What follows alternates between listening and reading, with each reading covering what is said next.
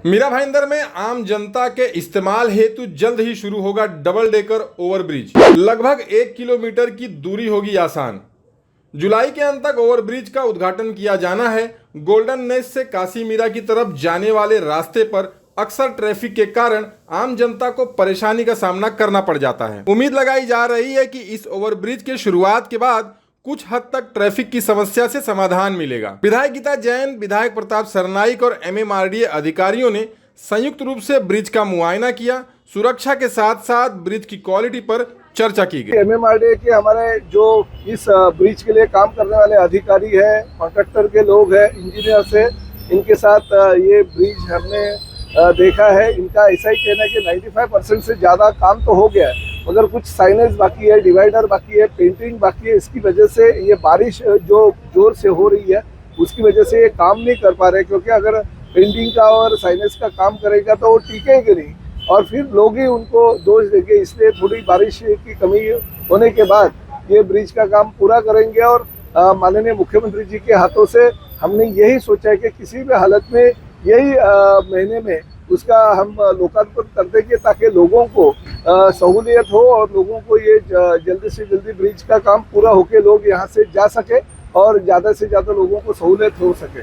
2020 में वो हमारी सोनिया सेठी जब भी जॉइंट कमिश्नर थी इस परिसर की, तभी हमने उनको यहाँ पे लेके आए थे और उनको कहा था कि ये मीरा भाईंदर का एक ही बड़ा रास्ता है और इसमें किसी भी हालत में उड्डान पुल की ज़रूरत है। जैसे नागपुर में हुआ है वैसे अगर उड्डान पुल यहाँ पे होगा तो लोगों को ट्रैफिक की समस्या नहीं होगी।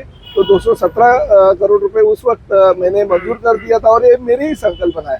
भले ठीक है, राजनीति में जो भी चीज़ें होती रही, मगर प्रताप सरनाईक की संकल्पना से ये ब्रिज एमएमआरडीए ने बनाए। अभी 10 से 15 दिन में हम इसका लोकार्पण करेंगे और साथ में भविष्य में और भी जो सितंबर में आगे का ब्रिज है उसका भी लोकार्पण करेंगे, ताकि मीरा भाईंदर शहर की जनता को उसका फायदा हो। कि ये साल हमारी संकल्पना थी कि गड्ढे मुक्त मीरा भाईंदर बनाने का, मगर हमारे जो कमिश्नर साहब है काटकर जी वो नए नियुक्त हो गए और जो हमने एमएमआरडीए के माध्यम से कंक्रीट के रोड का काम तो चल रहा है, मगर जो काम बारिश के पहले होना चाहिए था वो काम नहीं हुआ।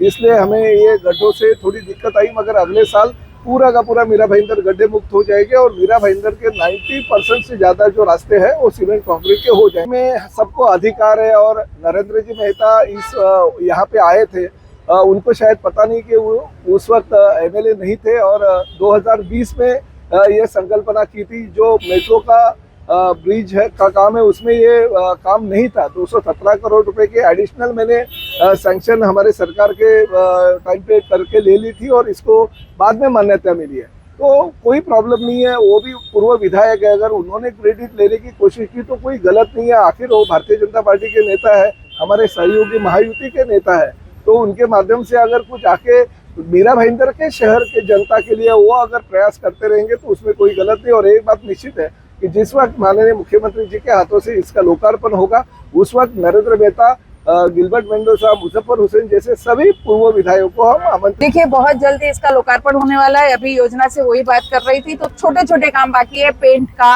या कुछ फिनिशिंग का, बाकी मेजर काम हो गया है।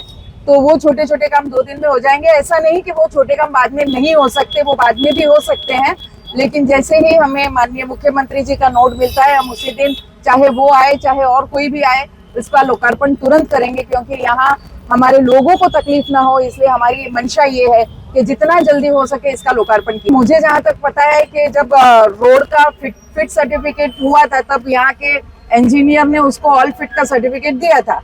अब 5 साल उसे संभालना है रोड, तो वो खड्डे अभी यहाँ एमएमआरडीए के सभी लोग भी खड़े हैं और उन्होंने खड्डा भरना चालू कर दिया है।